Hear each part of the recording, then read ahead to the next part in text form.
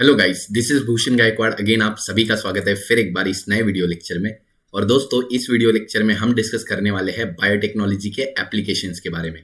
तो जैसे कि हमने अभी डिफरेंट टेक्निक्स हमने देखी जो कि बायोटेक्नोलॉजी में यूज होती है, जैसे कि पीसीआर हमने देखा कि बाय कौन से टूल्स यूज होते हैं रिकॉम्बिनेंट डीएनए टेक्निक्स में, जैसे कि रेस्ट्रिक्शन एंडोन्यूक्लियस, प्लाज्मिड वेक्टर्स। ठीक है, तो ये सारी चीजें हमने डिस्कस की पूरी रिकॉम्बिनेंट डीएनए टेक्नोलॉजी हमने डिस्कस की कि किस तरीके से एक ऑर्गेनिज्म का डीएनए हम आइसोलेट करते हैं, उसमें से जीन निकालते हैं और उस जीन को वेक्टर में डाल के और वेक्टर को हम इंट्रोड्यूस करते हैं बैक्टीरिया के अंदर, प्लांट सेल के अंदर। ठीक है, तो प्लांट सेल के अंदर इंट्रोड्यूस करने के लिए हम टीआई प्लाज्मिड यूज करते हैं, that is tumour inducing plasmid, जो कि एगैरोबैक्टीरियम ट्यूमेफेशियन से मिलता है। ठीक है, ये याद रखना है। तो ये सारी चीजें हमने डिस्कस की। अभी हम डिस्कस करेंगे कि बायोटेक्नोलॉजी के क्या क्या फायदे हमें हो सकते हैं, क्या क्या बेनिफिट हमें हो सकते हैं। तो we are going to discuss about different applications of biotechnology. तो देखते हैं, सबसे पहले हम बात करते हैं थ्योरी पार्ट में जो कवर किया गया है। तो बायोटेक्नोलॉजी यहाँ पे बोला गया है एक अम्ब्रेला टर्म है जो कि बहुत सारे टर्मिनोलॉजीज, बहुत सारी चीजों को कवर करती है। ठीक है, तो it is a umbrella term covering a broad spectrum of scientific application. ठीक है, जहाँ पे बहुत सारे सेक्टर्स को ये कवर करती है, जैसे कि health, agriculture, industry, environment, genomics. तो बहुत सारे सेक्टर्स में बायोटेक्नोलॉजी का यूज होता है। सबसे पहले हम देखते हैं इंडस्ट्रियल बायोटेक्नोलॉजी। जैसे आप यहाँ पे डायग्रामेटिकल रिप्रेजेंटेशन देख रहे हो, बायोटेक्नोलॉजी का सबसे पहला यहाँ पे एप्लीकेशन इंडस्ट्रियल बायोटेक्नोलॉजी, जहाँ पे हम देखते हैं कि एंजाइम प्रोड्यूस की जा सकती है बायोटेक्नोलॉजी से, प्रोटीन इंजीनियरिंग यानी प्रोटीन प्रोड्यूस किए जा सकते हैं, मेटाबोलाइट्स प्रोड्यूस किए जा सकते हैं। इसके अलावा दैट इज मेटाबोलोमिक्स प्रोड्यूस किए जा सकते हैं। ठीक है, तो डिफरेंट चीजें हम बायोटेक्नोलॉजी की मदद से यहाँ पे प्रोड्यूस कर सकते हैं। इसके अलावा जीनोमिक्स की हम बात करते हैं, तो जीनोमिक्स में होल जीनोम सीक्वेंसिंग, एक एनिमल का, एक ऑर्गेनिज्म का पूरा जीनोम हम यहाँ पे सीक्वेंस कर सकते हैं। ठीक है, जीन फंक्शंस के बारे में पता लगा सकते हैं कि कौन सा जीन का क्या फंक्शन है, ये हम बायोटेक्नोलॉजी की मदद से पता लगा सकते हैं। रिवर्स जेनेटिक यानी जीन्स के, जैसे हम देखते हैं जीन्स का हम यहाँ पे प्रोटीन बना सकते हैं, या जीन्स से हम देखते हैं कि डीएनए से एमआरएनए बना सकते हैं, एमआरएनए से वापस डीएनए बना सकते हैं, सी डीएनए लाइब्रेरी बना सकते हैं। ठीक है, कॉम्प्लीमेंट्री डीएनए लाइब्रेरी। ठीक है, जिसको रिवर्स जेनेटिक बोला जाता है। इसके अलावा बायो इन्फॉर्मेटिक्स, जो भी हमें बायोलॉजिकल पूरा जेनेटिक सीक्वेंस अगर किसी ऑर्गेनिज्म का पता हो जाता है, फॉर एग्जाम्पल जैसे ह्यूमन का जेनेटिक सीक्वेंस पूरा अगर हमको पता हो जाता है, कोडिंग सीक्वेंस, तो इसको हम स्टोर करके रखते हैं कंप्यूटर में। ठीक है, सॉफ्टवेयर के फॉर्म में, तो उसको बायो इन्फॉर्मेटिक्स बोला जाता है। ठीक है, ये बायोलॉजी की एक बहुत बड़ी ब्रांच है। हमारा जेनेटिक सीक्वेंस जो एडेनिन, ग्वानिन, थाइमिन, साइटोसिन का सीक्वेंस होता है, डायग्रामेटिकली हम समझते हैं ये डीएनए है, तो डीएनए पे सीक्वेंस होता है हमारे जीन्स का। ठीक है, और ये मिलियंस ऑफ बेस पेयर्स का हो सकता है, जिसमें हमारा एडेनिन होता है, थाइमिन होता है, guanine, cytosine, adenine, thymine, guanine, ऐसा सीक्वेंस होता है जिसमें मिलियंस ऑफ बेस पेयर्स होते हैं। तो वो पूरा सीक्वेंस जो स्टोर किया जाता है कंप्यूटर में, ठीक है, उसको हम बोलते हैं दैट इज बायो इन्फॉर्मेटिक्स। ठीक है, तो इससे कौन सा प्रोटीन बनेगा, कौन सा अमीनो एसिड बनेगा, ये पता चलता है। ठीक है, नेक्स्ट हम बात करते हैं यहाँ पे दैट इज माइक्रोबियल बायोटेक्नोलॉजी के बारे में, जिसमें माइक्रोबियल जीनोमिक्स के बारे में हम पता लगा सकते हैं, मतलब माइक्रोब्स के जेनेटिक इंफॉर्मेशन के बारे में पता लगा सकते हैं। बायो फर्टिलाइजर प्रोड्यूस कर सकते हैं हम। बायो फर्टिलाइजर वो चीज़ें होती है जो जमीन में डालने से जमीन की उत्पादक क्षमता बढ़ती है, जमीन की प्रोडक्शन क्वालिटी बढ़ती है। ठीक है, इसके अलावा बायो पेस्टिसाइड्स, मतलब हम बायोलॉजिकल माइक्रो ऑर्गेनिज्म के मदद से पेस्ट को, कीड़ों को किल करेंगे जो कि प्लांट को हार्म करते हैं। ठीक है, तो ये सारी चीज़ें हम यहाँ पे माइक्रोबियल बायोटेक्नोलॉजी में इसके एप्लीकेशंस है। इसके अलावा एनवायरमेंटल बायोटेक्नोलॉजी की अगर हम बात करते हैं, तो एनवायरमेंटल बायोटेक्नोलॉजी में पोल्यूशन कंट्रोल, ठीक है, बायोफ्यूल्स का किस तरीके से यूज़ होना चाहिए, इसके अलावा बायो रिमीडिएशन और बायोडाइवर्सिटी, तो ये इन चीज़ों में बायोटेक्नोलॉजी का यूज़ होता है। अब नेक्स्ट हम बात करते हैं यहाँ पे दैट इज टिश्यू कल्चर के बारे में। तो टिश्यू कल्चर, जैसे एनिमल बायोटेक्नोलॉजी ये बोला गया है, तो एनिमल बायोलॉजी में टिश्यू कल्चरिंग यानी बहुत ज़्यादा अमाउंट में एनिमल क्लोनिंग में इसका यूज़ होता है। इसके अलावा जनरेटिव मेडिसिन, ठीक है, मेडिसिन है ये, इसकी स्पेलिंग मिस्टेक हो गई है, तो मेडिसिन बनाने में इसका यूज़ होता है। इम्यूनो टेक्नोलॉजी यानी इम्यूनोग्लोबिन्स, एंटीबॉडीज़ वगैरह बनाने में यूज़ होता है। जेनेटिकली मॉडिफाइड एनिमल्स इससे बनाई जाती है। ठीक है, फार्माकोजीनोमिक्स यानी बहुत सारी यहाँ पे फार्माकोलॉजिकल इंडस्ट्रीज़ में इसका यूज़ किया जाता है, फार्मास्यूटिकल इंडस्ट्रीज़ में। इसके अलावा जीन थेरेपी, मतलब जीन्स को रिप्लेस करने के लिए बायोटेक्नोलॉजी का यूज़ होता है। ठीक है, प्लांट बायोटेक्नोलॉजी में हम देखते हैं plant cell and tissue culture. यहाँ पे मतलब प्लांट का टिश्यू कल्चरिंग में यूज होता है। टिश्यू कल्चरिंग क्या होती है, प्लांट के कुछ सेल से हजारों लाखों प्लांट हम प्रोड्यूस कर सकते हैं, ठीक है। एक प्लांट का अगर एक टिश्यू एक सेल हमको मिल गया तो उससे हम हजारों प्लांट बना सकते हैं, ठीक है। जेनेटिकली मॉडिफाइड क्रॉप्स, ठीक है, क्रॉप में थोड़ा जीन मॉडिफिकेशन करेंगे, प्लांट के डीएनए के साथ छेड़खानी करेंगे और प्लांट को ऐसा बनाएंगे कि प्लांट बहुत ज्यादा हाई प्रोडक्शन देगा, जेनेटिकली मॉडिफाइड क्रॉप्स, ठीक है। Marker assisted selection, marker assisted selection का मतलब है प्लांट्स में कुछ ऐसे मार्कर हम इंट्रोड्यूस करेंगे जिससे हमें पता चलेगा कि प्लांट जो है वो हमने जो जीन डाला है वो प्लांट में गया या नहीं। तो बेसिकली ये सारे टॉपिक्स जो है वो डिटेल में 1 बाय 1 हम डिस्कस करने वाले हैं आगे, ठीक है।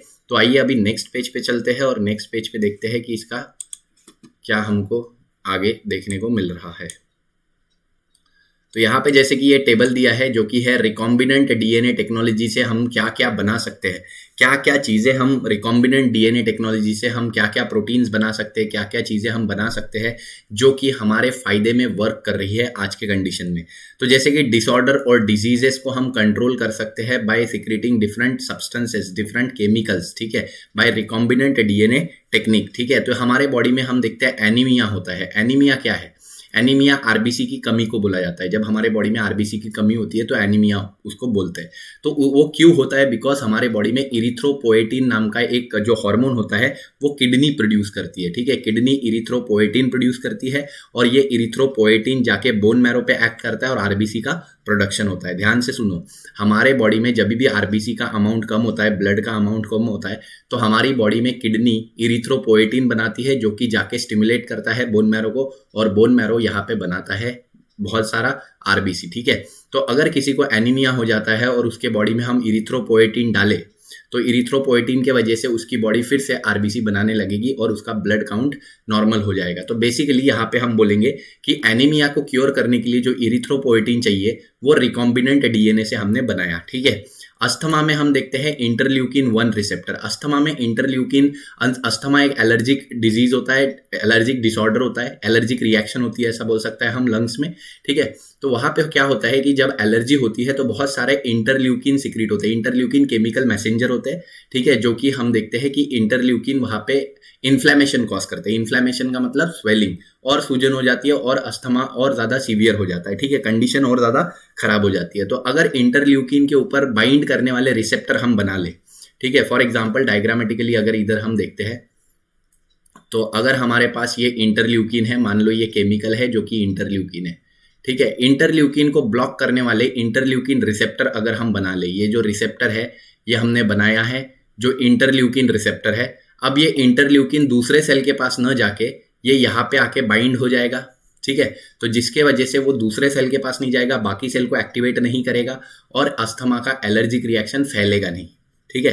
तो एलर्जिक रिएक्शन को कंट्रोल करने के लिए हम इंटरल्यूकिन 1 रिसेप्टर बनाते हैं। इंटरल्यूकिन 1 रिसेप्टर क्या करता है, जब एंटीजन आता है लंग्स के अंदर बहुत सारा इंटरल्यूकिन सिक्रीट होता है, बहुत सारा इन्फ्लेमेशन कॉज होता है और अस्थमा का कंडीशन क्रिएट होता है, ठीक है, सांस लेने में दिक्कत हो जाती है। तो उसी को कंट्रोल करने के लिए यहाँ पे इंटरल्यूकिन 1 को रिसेप्टर हमने बनाया, मतलब वो इंटरल्यूकिन जो सिक्रीट होगा WBC से वो इंटरल्यूकिन यहीं पे पकड़ा जाएगा रिसेप्टर के जरिए और वो दूसरे सेल को अफेक्ट नहीं करेगा और एलर्जिक रिएक्शन को फैलने से रोकेगा। नेक्स्ट हम बात करते हैं यहाँ पे एथेरोस्क्लेरोसिस की। एथेरोस्क्लेरोसिस क्या होता है, ये जो हमारा ब्लड वेसल होता है, ब्लड वेसल के अंदर में यहाँ पे फैट डिपॉजिट हो जाता है, कैल्शियम डिपॉजिट हो जाता है, तो ये ब्लड वेसल नैरो हो जाती है और ब्लड प्रेशर बढ़ जाता है, ठीक है। तो ब्लड प्रेशर को कम करने के लिए भी यहाँ पे कुछ प्रोटीन्स होते हैं जैसे कि प्लेटलेट डिराइव्ड ग्रोथ फैक्टर।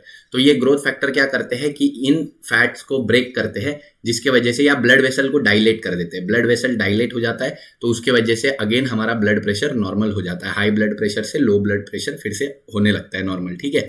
तो ये भी हम देखते हैं कि यहाँ पे एथेरोस्क्लेरोसिस की कंडीशन भी सॉल्व की जाती है by producing platelet derived growth factor, ठीक है। पार्चुरेशन यानी डिलीवरी के टाइम पे रिलैक्सिन हार्मोन की जरूरत होती है बॉडी में जो पेल्विक गर्डल के बोन्स को ब्रॉड करता है, ठीक है, और हमारे मसल्स को और बोन्स को रिलैक्स करता है जिसकी वजह से डिलीवरी चाइल्ड का जो बर्थ है वो पॉसिबल हो पाता है, ठीक है। तो रिलैक्सिन हार्मोन भी बनाया जाता है with the help of recombinant DNA technology, ठीक है। ब्लड क्लॉटिंग में भी रिकॉम्बिनेंट डीएनए टेक्नोलॉजी का यूज होता है, जैसे कि टिश्यू प्लाज्मिनोजेन एक्टिवेटर। ठीक है, प्लाज्मिनोजेन को प्लाज्मिन, एक्टिव प्लाज्मिन में कन्वर्ट करने का काम जो होता है वो यूरोकाइनेज एंजाइम का होता है, जिसको टिश्यू प्लाज्मिनोजेन एक्टिवेटर बोलते हैं, जो कि ब्लड क्लॉटिंग में रिस्पॉन्सिबल होता है, और ये भी हम रिकॉम्बिनेंट डीएनए टेक्निक से बना सकते हैं। ठीक है, कैंसर की बात करते हैं तो कैंसर को भी ट्रीट करने के लिए रिकॉम्बिनेंट डीएनए टेक्निक से बहुत सारी चीजें हम बनाते हैं, जैसे इंटरफेरॉन केमिकल्स होते हैं जो कि बाकी सेल्स को अलर्ट कर देते हैं कि भाई हमारे बॉडी में कुछ तो गलत चल रहा है, और हमारा इम्यून सिस्टम एक्टिव हो जाता है। ठीक है, ट्यूमर नेक्रोसिस फैक्टर, ट्यूमर को किल करने वाला फैक्टर। ट्यूमर कैंसर फॉर्म होगा मतलब क्या फॉर्म होगा, ट्यूमर गुच्छा सेल का। ठीक है, तो उसको कंट्रोल करने के लिए ट्यूमर नेक्रोसिस फैक्टर हमारी बॉडी में बनता है, लेकिन अगर वो नहीं बन रहा है तो वो बाहर से भी हम ले सकते हैं with the help of recombinant DNA technology. ठीक है, इंटरल्यूकिन्स, यहाँ पे हम देखते हैं कि अगेन इंटरल्यूकिन केमिकल मैसेंजर होते हैं। हमने बोला अगर हमारे बॉडी में कोई बैक्टीरिया, पैथोजन, वायरस आया तो हमारे बॉडी के सेल इंटरल्यूकिन बनाते हैं, इम्यून सिस्टम को एक्टिवेट करते हैं, तो ये इंटरल्यूकिन्स भी बना सकते हैं रिकॉम्बिनेंट डीएनए टेक्निक से बाहर, और उसको फिर हम अपने बॉडी में डाल के हमारी बॉडी का इम्यून रिस्पॉन्स इंक्रीज कर सकते हैं, एनहांस कर सकते हैं। ठीक है, मैक्रोफाजेस फैगोसाइटिक सेल होते हैं जो कि अमीबा जैसा माइक्रो ऑर्गेनिज्म को ऐसा प्यार से अंदर लेके एंगल्फ कर लेते हैं, खा पी के पचा लेते हैं। ठीक है, तो माइक्रोफाजेस को भी हम बना सकते हैं with the help of recombinant DNA technologies. Macrophage activating factor, macrophage को एक्टिवेट करने वाले फैक्टर को हम बना सकते हैं with recombinant DNA technology. Diabetes की कंडीशन हम देखते हैं तो इंसुलिन के कारण होती है। अगर इंसुलिन की कमी होगी बॉडी में तो डायबिटीज की कंडीशन फॉर्म होती है। ठीक है, तो ये डायबिटीज जो है, insulin dependent diabetes mellitus, type 1 diabetes mellitus. ठीक है, तो ये टाइप 1 डायबिटीज जो है इसको भी कंट्रोल किया जाता है बाय टेकिंग इंसुलिन, और ये इंसुलिन कहाँ से मिलता है, तो रिकॉम्बिनेंट डीएनए टेक्निक से हम ये इंसुलिन बनवाते हैं बैक्टीरिया से। इसके अलावा एम्फीजेमा को ट्रीट करने के लिए अल्फा एंटीट्रिप्सिन होता है। अल्फा एंटीट्रिप्सिन नेचुरली हमारे लंग्स में होता है, जिससे एम्फीजेमा नहीं हो पाता, लेकिन अगर ये हमारे बॉडी में नहीं है या कम है तो इसको हम बाहर से ले सकते हैं, और बाहर से ये बनाएगा कौन, अगेन रिकॉम्बिनेंट डीएनए टेक्निक से बनेगा, जो पूरी प्रोसेस हमने पढ़ी है, और उससे हम बनवाएंगे बैक्टीरिया के थ्रू, और वो हम अपने बॉडी में डालेंगे। ठीक है, और हमको ये डिजीज से छुटकारा मिलेगा। हीमोफीलिया 1, हीमोफीलिया ए या हीमोफीलिया बी जिसको बोलते हैं, वो भी हम देखते हैं जिसमें ब्लड क्लॉटिंग फैक्टर 8 और ब्लड क्लॉटिंग फैक्टर 9 नहीं बनता बॉडी में, और खून जमता नहीं। अगर किसी को हीमोफीलिया है तो खून जमता ही नहीं है, अगर कोई कट लग गया तो खून बहते रहता है। ठीक है, तो उसको रोकने के लिए भी यहाँ पे हम देखते हैं कि ये जो blood clotting factor haemophilia A में ब्लड क्लॉटिंग फैक्टर 8 नहीं बनता है, 8।